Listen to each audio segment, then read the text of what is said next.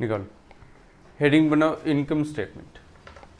Income statement इस chapter में से 10 मार्क्स का क्वेश्चन आएगा, ठीक है, 10 मार्क्स का क्वेश्चन, और इजी चैप्टर है तो एक्चुअली फ्री में तुम लोग को 10 मार्क्स मिल रहा है।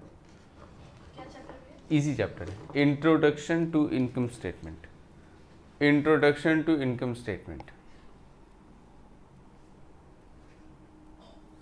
Introduction to income statement.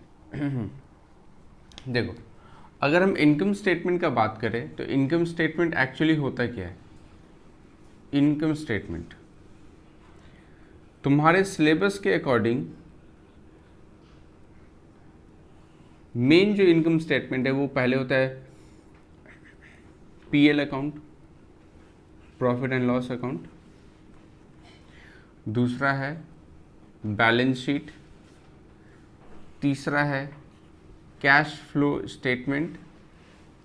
चौथा है फंड फ्लो स्टेटमेंट। और पांचवा होता है changes in equity shares. Changes in equity share holder. Changes in equity share holder. अब तुम लोगों का सिलेबस में इनकम स्टेटमेंट का जो भी है वो तुम्हारा सिर्फ यही दो है, मतलब इस चैप्टर के अंदर यही दो है। याद करो, ये चीज़ हम लोग ऑलरेडी सीख चुके हैं। कैश फ्लो स्टेटमेंट हम लोग सीख चुके हैं, फंड फ्लो स्टेटमेंट भी सीख चुके हैं, लेकिन ये तुम्हारे सिलेबस में है नहीं, ठीक है, और ये उतना किसी में भी नहीं है, ये सिर्फ सीए वगैरह लोग में है, लेकिन उतना ये हार्ड है भी नहीं, लेकिन ये वाला चीज़ नहीं है। ये दो सीख चुके हैं और ये दो बाकी है, तो ये दो हम लोग इस चैप्टर के अंदर सीखेंगे, तो तुम लोग एक्चुअली पूरा फिनेंशियल स्टेटमेंट का एनालिसिस करना सीख जाएगा सेमेस्टर 6 में, कि सेमेस्टर 6 में इनकम स्टेटमेंट का एनालिसिस क्या क्या किया जाता है, ठीक है। तो हम अब देखो, इसमें पीएल में भी जो इनकम स्टेटमेंट होगा वो दो तरह से बनेगा। ये तुम लोग पहले भी सीखा था। एक होता है कॉम्पेरेटिव इनकम स्टेटमेंट और एक होगा कॉमन इनकम स्टेटमेंट। वैसे ही बैलेंस शीट का भी पार्ट में दो आएगा, एक होगा कॉम्पेरेटिव और एक होगा कॉमन। ये चार चीज़ हम लोग जब सीख जाएंगे उसके बाद इन सबको लेके एक टाइप का क्वेश्चन आता है जिसको बोला जाता है ट्रेंड्स निकालना। तो वो हम लोग जब सीख जाएंगे तो हम लोग का चैप्टर खत्म हो जाएगा। मेरे हिसाब से 3 क्लास में ही ख़त्म हो जाना चाहिए। एक क्लास में पीएल, कॉम्पेरेटिव, कॉमन दोनों, उसके बाद एक क्लास में बैलेंस शीट और एक क्लास में ट्रेंड्स। 3 क्लास में चैप्टर ख़त्म हो जाना चाहिए। चलो देखते हैं। हेडिंग बना लेगा प्रॉफिट एंड लॉस अकाउंट। आज हम लोग जो भी सीखेंगे वो प्रॉफिट एंड लॉस अकाउंट को लेके सीखेंगे। तो प्रॉफिट एंड लॉस अकाउंट सीखने से पहले तुमको उसका फॉर्मेट याद करना पड़ेगा कि फॉर्मेट कैसा था।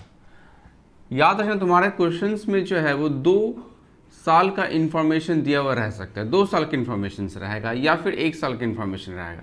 लेकिन अगर क्वेश्चन में तुमको कॉम्पेरेटिव बोलता है निकालने, कॉम्पेरेटिव इनकम स्टेटमेंट, तो फिर तुमको वहाँ पे 2 साल का इंफॉर्मेशन रहेगा ही। कॉम्पेरेटिव नाम से ही तुमको क्या समझ में आ रहा है, कॉम्पेरेटिव, कंपेयर करना है किसी के साथ। तो कैसे तुम कंपेयर किसी के साथ कर सकते हो? कोई एक ही इंसान अगर है तो कंपेयर नहीं किया जा सकता। कंपेयर करने के लिए हमको मिनिमम इंफॉर्मेशन कितना जन का चाहिए? 2, तभी तो हम कंपेयर कर सकते हैं कि क्या अच्छा है क्या खराब है। तो कॉम्परेटिव के केस में तुमको 2 साल का इंफॉर्मेशन मिलेगा ही, लेकिन कॉमन के केस में तुमको 1 साल का भी इंफॉर्मेशन दे सकता है, 2 साल का भी इंफॉर्मेशन दे सकता है, ठीक है। तो पहले फॉर्मेट टान लेते हैं। लिखो, एग्जाम्पल बना लेना, ठीक है। Example particulars 2019 2020। यहाँ पे नोट नंबर हो सकता है, but note number generally question में रहता नहीं है। लाइन टान लेना तुम लोग, हम लाइन नहीं टानेंगे, लाइन टान लेना। Particulars note 2019 2020। सबसे पहले लिखा जाता है इनकम स्टेटमेंट, सबसे पहले लिखा जाता है revenue from operation, revenue from operation, revenue from operations. 2019 में लिख लो 20 लाख, और यहाँ पे 2020 में लिख लो 30 लाख। फिर लिखो यहाँ पे अदर इनकम, अदर इनकम, यहाँ पे लिख लो 20,000, यहाँ पे लिख लो 25,000। उसके बाद आ जाता है, इन दोनों को ऐड कर देंगे तो आता है टोटल इनकम, टोटल इनकम 20,20,000, ये हो जाएगा 30,25,000। उसके बाद हेडिंग बनता है एक्सपेंसेस का, एक्सपेंसेस। इसके अंदर सबसे पहले आता है रॉ मटेरियल कंज्यूम्ड,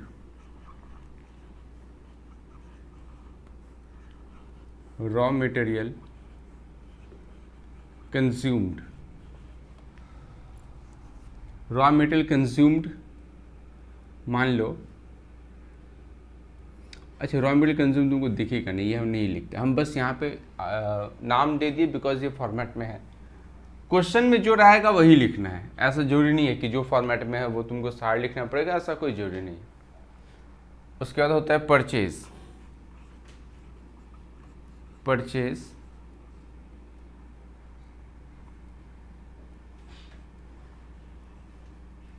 उसके बाद होता है change in stock, change in stock, ये पीएल का फॉर्मेट है। एक चीज थोड़ा ध्यान दो, यहाँ पे अगर परचेज तुम जितना भी किया, परचेज और चेंज इन स्टॉक अगर दोनों को एडजस्ट कर दिया जाए, चेंज इन स्टॉक मतलब होता है opening stock minus closing stock, ठीक है। तो हम लोग कॉस्ट ऑफ गुड्स सोल्ड का फॉर्मूला क्या होता है, opening stock at purchase minus closing, तो इन दोनों का एडजस्ट करने से क्या आता है, कॉस्ट ऑफ गुड्स सोल्ड, ठीक है। अगर तुम्हारा क्वेश्चन में डायरेक्ट क्वेश्चन में दे दिया कॉस्ट ऑफ गुड्स सोल्ड, तो क्या करेंगे, रॉ मटेरियल कंज्यूम मेनली दिया हुआ नहीं रहता क्वेश्चन में, ठीक है। तो रॉ मटेरियल कंज्यूम अगर मान लो नहीं दिया हुआ, परचेज दिया, परचेज और चेंज इन स्टॉक भी नहीं दिया है, तो उस केस में तुमको डायरेक्ट क्वेश्चन क्या देगा, कॉस्ट ऑफ गुड्स सोल्ड। तो उस केस में तुम भी यही लिखोगे, एक्सपेंस में सबसे पहला पार्ट क्या आएगा मेरा, कॉस्ट ऑफ गुड्स सोल्ड, क्योंकि मेरा क्वेश्चन में मटेरियल कंज्यूम नहीं है, परचेज नहीं है, चेंज इन स्टॉक नहीं है, तो हम भी डायरेक्ट क्या लिखेंगे, कॉस्ट ऑफ गुड्स सोल्ड लिखेंगे, ठीक है।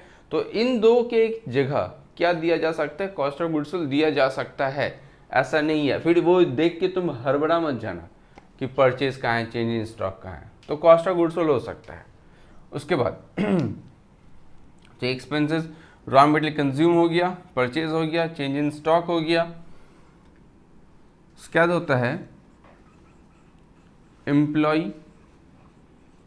Benefit expenses, employ benefit expenses, इसमें जो है वो सैलरी, वेजेस, जितना भी एम्प्लॉय रिलेटेड है, सिर्फ सैलरी वेजेस ही नहीं और भी हो सकता है, कंट्रीब्यूशन टू पीएफ, एम्प्लॉय या फिर स्टाफ वेलफेयर एक्सपेंसेस, कुछ भी हो सकता है। जितना भी एम्प्लॉय रिलेटेड एक्सपेंसेस रहेगा वो सारा का सारा यहाँ पे आएगा, एम्प्लॉय बेनिफिट एक्सपेंसेस। हाँ, सैलरी, वेजेस, जो भी है एम्प्लॉय रिलेटेड जो भी है वो सारा यहाँ पे आएगा, ठीक है। उसके बाद depreciation and amortization, depreciation and amortization, depreciation and amortization, depreciation का मतलब तुम लोगों को मालूम ही होगा, क्वेश्चन में दिया रहेगा तो लिखना, नहीं दिया रहेगा तो नहीं लिखना। amortization मतलब होता है जो इंटेंजिबल एसेट्स को राइट ऑफ करता है, जैसे कि गुडविल राइट ऑफ होता है, पेटेंट राइट ऑफ होता है, वो सारा का सारा amortization के अंदर जाता है। तो डेप्रिसिएशन एंड अमोर्टाइजेशन। उसके बाद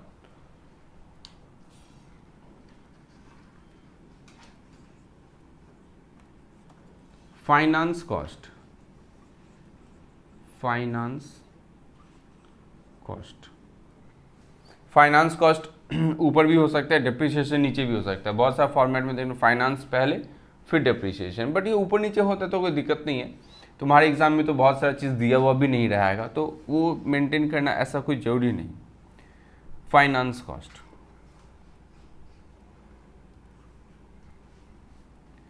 उसके बाद अदर एक्सपेंसेस,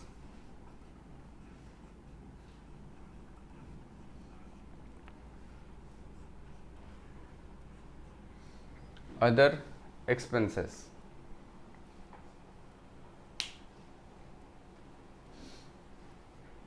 ठीक है। उसके बाद अदर एक्सपेंसेस के बाद टोटल कर दो,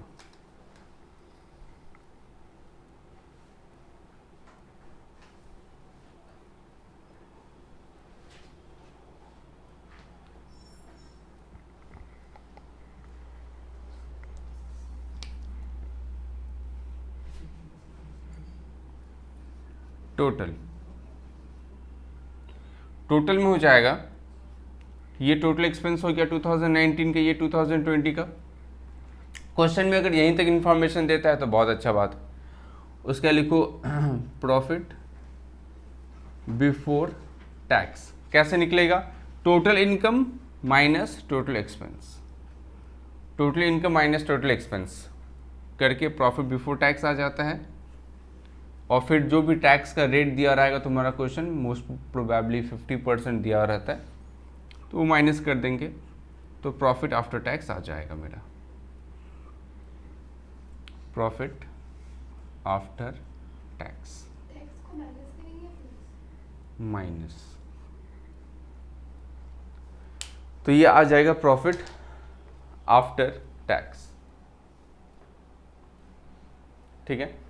अच्छा, हम यहाँ पे फिगर तो लिए, बट ये सब में तो फिगर नहीं लिए। लिख लिया फॉर्मेट, फिगर बोल रहे हैं। हाँ, फिगर बोले। देखो, रॉ मटेरियल कंज्यूम में कुछ लिखने का जरूरत नहीं है। परचेज में तुम एक काम करो, परचेज की जगह कॉस्ट ऑफ गुड्स सोल्ड लिख लो। मतलब ऐसे करके लिखो। देखो, ऐसे कर लो और यहाँ पे लिखो कॉस्ट ऑफ गुड्स सोल्ड। मान लो तुम्हारा क्वेश्चन में कॉस्ट ऑफ गुड्स सोल्ड दिया हुआ है, कॉस्ट ऑफ गुड्स सोल्ड। हम इसलिए कॉस्ट ऑफ गुड्स सोल्ड करा रहे हैं क्योंकि क्वेश्चन में मेनली यही दिया हुआ रहता है, ये नहीं दिया हुआ है। कॉस्ट ऑफ गुड्स सोल्ड की जगह लिख लो 7 लाख और यहाँ पे लिख लो 9 lakh. 7 lakh 9 lakh. Employ benefit expenses की जगह लिख लो 2 लाख और यहाँ पे लिख लो 3,50,000। 3,50,000। डेप्रिसिएशन अमोर्टाइजेशन की जगह लिख लो 1,50,000। फाइनेंस कॉस्ट की जगह लिख लो 50,000, 80,000। अदर एक्सपेंसेस की जगह लिखो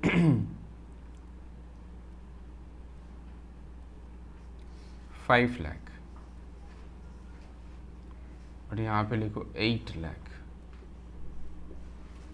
5 लाख 8 लाख। अब देखो तो टोटल एक्सपेंस कितना आ रहा है।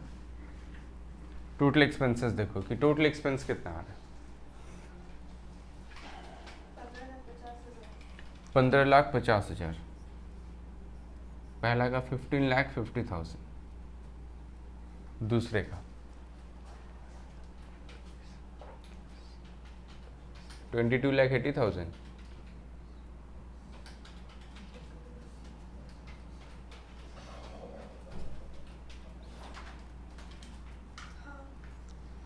$22,80,000। 22,80,000। अब माइनस कर दो तो प्रॉफिट बिफोर टैक्स आ जाएगा 20,20,000 माइनस 15,50,000। 20,20,000 माइनस 15,50,000, 4,70,000।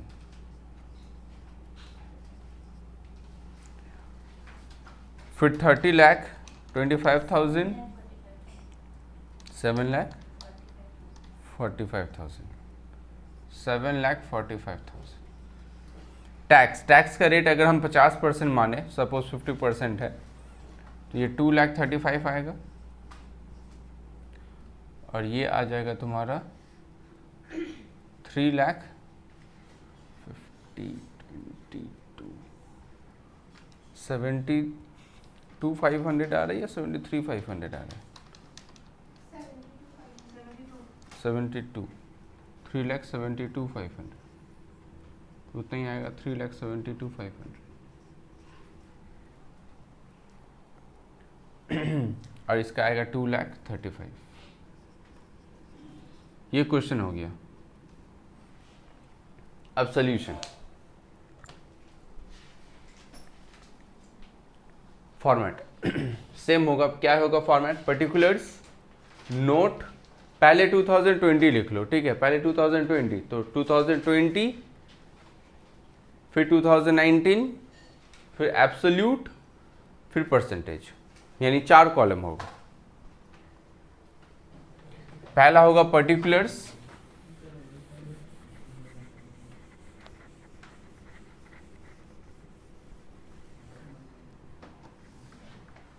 पहला होगा पर्टिकुलर्स, फिर नोट, फिर 2020 पहले होगा, ठीक है, 2020 हम लोग पहले रखेंगे।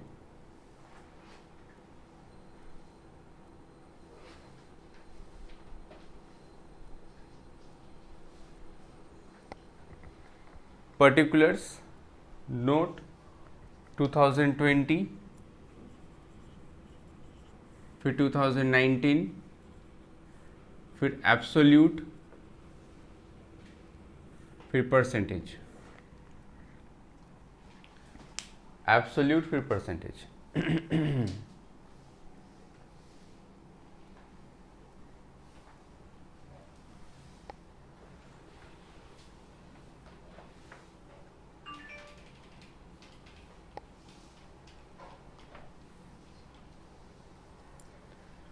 चलो, revenue from operation. Revenue from operation देखो, जैसे जो दिया हुआ है वो वैसे लिखेंगे, ठीक है। अच्छा, मेरा क्वेश्चन में क्या है, कॉस्ट ऑफ गुड्स सोल्ड दिया हुआ है ना, हम लोग जब तुम लोग सोल्यूशन बनाएगा तो सेम ऐसा फॉर्मेट आने का। रॉ मटेरियल कंज्यूमर क्वेश्चन में नहीं दिया है, हमको लिखने का जरूरत नहीं है। फॉर्मेट में होता है बट हम नहीं लिखेंगे क्योंकि क्वेश्चन में नहीं है, ठीक है। फिर क्या, परचेज और स्टॉक इन ट्रेड भी नहीं है तो नहीं लिखेंगे, बट इसके जगह पे क्या आएगा, कॉस्ट ऑफ गुड्स सोल्ड, क्योंकि मेरे क्वेश्चन में कॉस्ट ऑफ गुड्स सोल्ड दिया हुआ है, तो हम यहाँ पे कॉस्ट ऑफ गुड्स सोल्ड लिखेंगे। बाद बाकी तो सब कुछ दिया हुआ है, तो जो जैसे है वो वैसे ही रहेगा। तो सबसे पहले लिखो पर्टिकुलर्स में रेवेन्यू फ्रॉम ऑपरेशन, पर्टिकुलर्स में लिखो revenue from operation, revenue from operation. 2020 का कितना था, 30 लाख, तो हम यहाँ पे लिखे 30 लाख। 2020 का 30 लाख और 2019 का था 20 लाख, तो जिसका जितना था हम उतना लिख दिए, 2020 और 2019।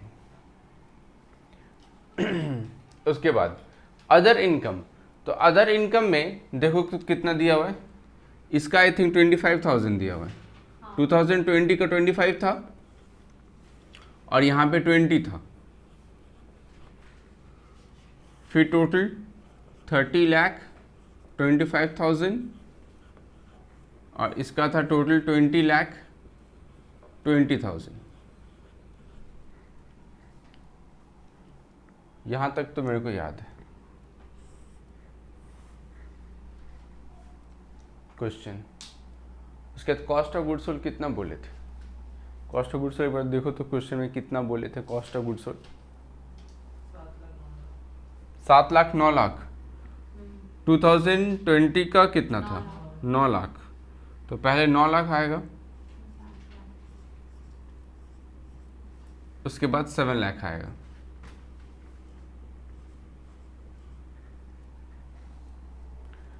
उसके बाद एम्प्लॉय बेनिफिट एक्सपेंसेस देखो कितना था, 3 लाख और 2 लाख। तो एम्प्लॉय बेनिफिट एक्सपेंसेस 3 लाख और यहाँ पे 2 लाख। 3 लाख और 2 लाख। हाँ 3,50,000 था। 3,50,000, 3,50,000 और 2 लाख। उसके बाद क्या डेप्रिसिएशन एंड अमोर्टाइजेशन में देखो कितना दिया हुआ है, 1,50,000 और 1 लाख। उसके बाद फाइनेंस कॉस्ट कितना बोले थे, मतलब पहला का 50,000 हुआ होगा, पहला का अच्छा मतलब 80-50, पहला का 80 फिर 50। उसके बाद अदर एक्सपेंसेस का देखो कितना था, 8 लाख और 5 लाख, तो 8 लाख और यहाँ पे 5 लाख, 8 लाख और 5 लाख। टोटल देखो कितना आ रहा है, टोटल भी तो क्या ही हुआ होगा। 2020 का देखो पहले 22,80,000, 15,50,000।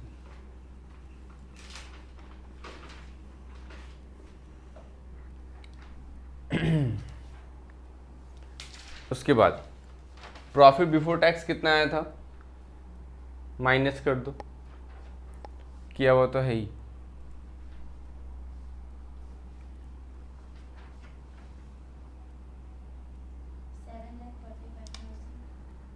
7,45,000, 4,70,000। उसके बाद कितना आया था, 3,72,500, ये टैक्स, और इसका था 2,35,000, तो माइनस करके भी उतना ही आएगा, 3,72,500 और 2,35,000। ठीक है, यहां तक तो क्वेश्चन में ही दिया हो रहेगा। अब मेरे को दो चीज निकालना है सोल्यूशन में, एक एब्सोल्यूट और एक परसेंटेज।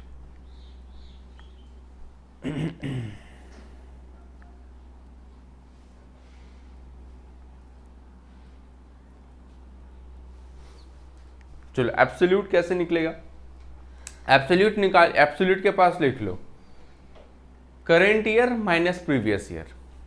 यहां पे तुम ब्रैकेट में लिख सकता है current year minus previous year, current year minus previous year,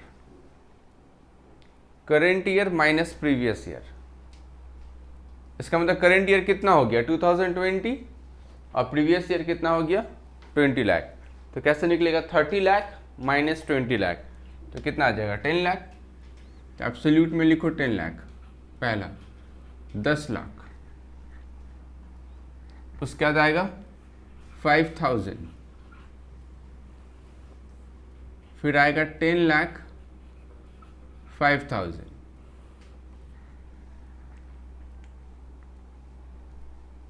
current year minus previous year.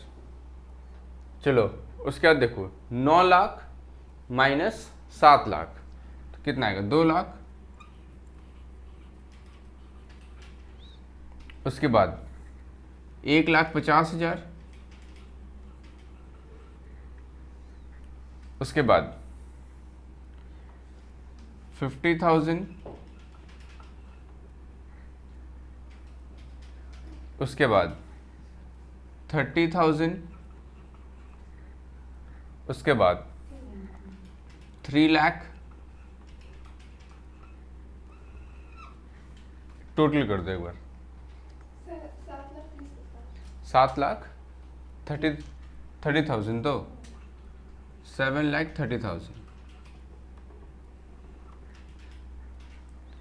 अब इसमें से इसको माइनस करो, 10 लाख 2,75,000, तो 2,75,000, 2,75,000, 2,75,000।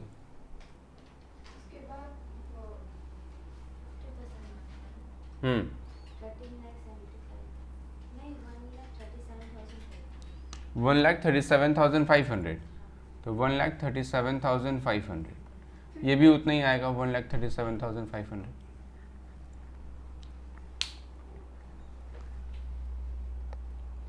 एक चीज नोटिस करो ध्यान से, मेरा बात ध्यान से सुनो, ये 7,30,000 कैसे आया? दिस माइनस दिस है ना, इसका टोटल इसका टोटल और इसका टोटल किया 7,30,000, उसके बाद माइनस करके कितना है 2,75,000, 22,80,000 माइनस 15,50,000 करो एक बार, that means 22,80,000 minus 15,50,000, total minus total हम बोल रहे हैं एक्सपेंस का कितना आ रहा है? 7,30,000 आया। तो ये देखो ये भी 7,30,000 है, दैट मीन्स हम सोच सकते कि अभी तक मेरा कैलकुलेशंस 99% ठीक है। उसके बाद 7,45,000 माइनस 4,70,000 करके ये 2,75,000 आया था, तो अब माइनस करो 7,45,000 माइनस 4,70,000, 2,75,000 आ रहा है, और यहाँ से भी 2,75,000 आ रहा है, मतलब दिस माइनस दिस करके भी 2,75,000 आ रहा है, total income minus total expense, फिर तो 50% कर दिया, तो समझ ही क्या होगा हम क्या बोलना चाहते हैं।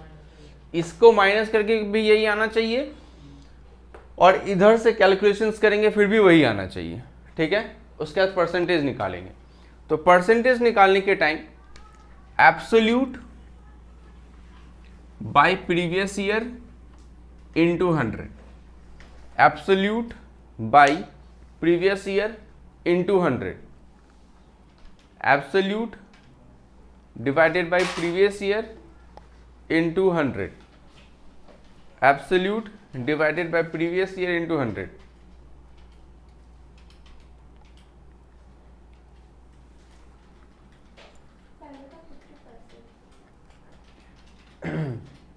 तो पहला का कितना आएगा? प्रीवियस ईयर से डिवाइड करना है, प्रीवियस ईयर मेरा क्या है 2019, तो 10 lakh divided by 20 lakh into 100, तो पहला का आएगा 50%, फिर 5,000 divided by 20,000 into 100, 25%,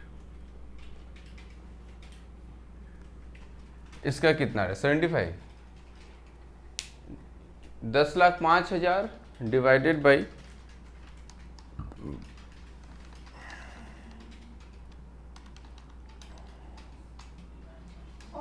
49.75, 49.75,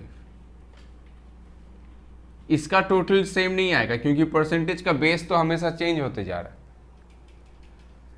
2 lakh divided by 7 lakh 28.57, उसके बाद नहीं 2 लाख डिवाइडेड बाय 9 लाख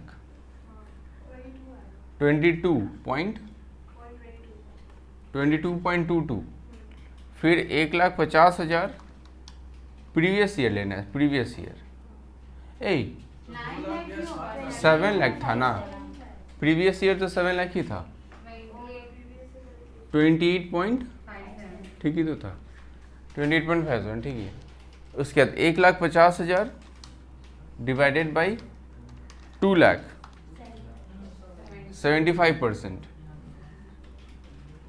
फिर 50 बाई 1 लाख 50%, फिर 30 बाई 50 60%, फिर 3 बाई 5 ये भी 60%,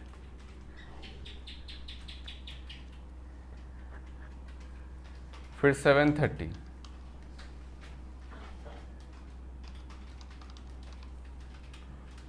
फोर पॉइंट नहीं 47.09,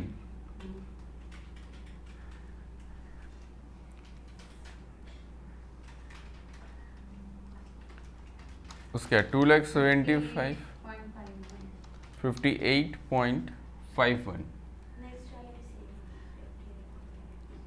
लास्ट का तीनों ही सेम रहेगा, 58.51, 58.51, 58.51। तो ये था कॉम्पेरेटिव, कंपेयर करके हम लोग कैलकुलेशंस किए, ठीक है। अब हेडिंग बना लो कॉमन साइज, फटाफट हेडिंग बना लो कॉमन साइज। सेम एग्जाम्पल में यही रखेंगे, अगर यही क्वेश्चन कॉमन में देता तो कैसे निकालता। फॉर्मेट कैसे हो जाएगा, एब्सोल्यूट हट जाएगा, मिटा रहे हैं, हाँ एब्सोल्यूट हट जाएगा, शायद नहीं, एब्सोल्यूट नहीं रहेगा।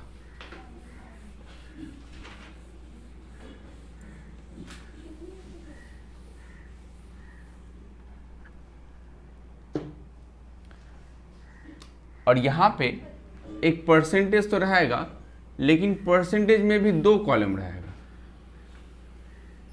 एक रहेगा 2020 का और एक रहेगा 2019 का।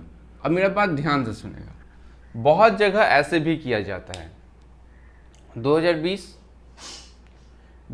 का परसेंटेज, 2019 का परसेंटेज, कोई दिक्कत नहीं है फॉर्मेट में, दोनों फॉर्मेट ही सही है। 2020, 2019 का परसेंट, 2019 का परसेंट, या फिर 2020 का परसेंट, 2019 का परसेंटेज, दोनों में कोई गलती नहीं है, तुम्हारा जैसा ठीक लगे वैसे कर सकता है, कोई दिक्कत नहीं। 2020 का अगर हम बात करें तो 2020 का जब तुम कॉमन साइज में परसेंटेज निकालोगे, सारे अमाउंट को एक ही नंबर से डिवाइड करना है, और वो है सेल। इसका मतलब रेवेन्यू फ्रॉम ऑपरेशन, क्योंकि नाम ही क्या है, कॉमन। तो कॉमन के केस में हम लोग क्या करेंगे, जितना भी फिगर्स है सबको एक ही अमाउंट से डिवाइड करना है, और वो है 30 लाख। इसका मतलब रेवेन्यू फ्रॉम ऑपरेशन जब हम 2020 का करेंगे, और जब हम 2019 का करेंगे तो उस केस में किससे डिवाइड करेंगे, 20 लाख से, ठीक है। तो ऐसे करके इसका भी परसेंटेज निकलेगा और इसका भी परसेंटेज निकलेगा, ठीक। चलो तो सबसे पहले कैलकुलेशंस करते हैं 2020 का। तो पहला क्या होगा, 30 lakh divided by 30 lakh into 100, तो पहले तो 100% आएगा। उसके बाद 25,000, तो 25,000 डिवाइडेड बाय 30 लाख इंटू 100, 0.83 ना, इसमें एब्सोल्यूट नहीं होता है। उसके बाद 9 lakh divided by 30 lakh into 100, तो 30%। फिर 3,50,000 डिवाइडेड बाई, ये 3,50,000 डिवाइडेड बाई 30 लाख, सबको 30 लाख से डिवाइड करना है, 11.67 राउंड ऑफ करके। उसके बाद 1,50,000 डिवाइडेड बाई 30 लाख, 5%। उसके बाद 80,000, 2.67, तो 2.67। उसके बाद 8 लाख डिवाइडेड बाई 30 लाख, 26.67।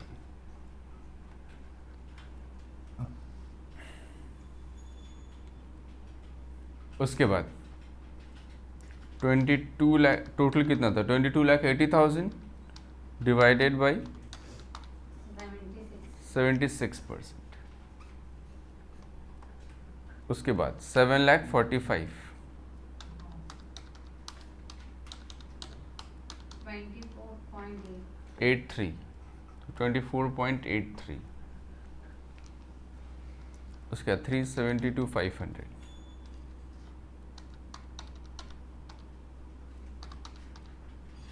12.42। उसके बाद भी तो वही आएगा 12.4, ठीक है। ये 2020 का कर दिए, तो अब 2019 तुम लोग कर ही सकता है। 2019 में क्या करेगा, सबको डिवाइड कितना से करेगा, 20 लाख, सारा फिगर्स को 20 लाख से डिवाइड कर दो और 20 लाख से डिवाइड करके देखो कितना आता है, फटाफट करो।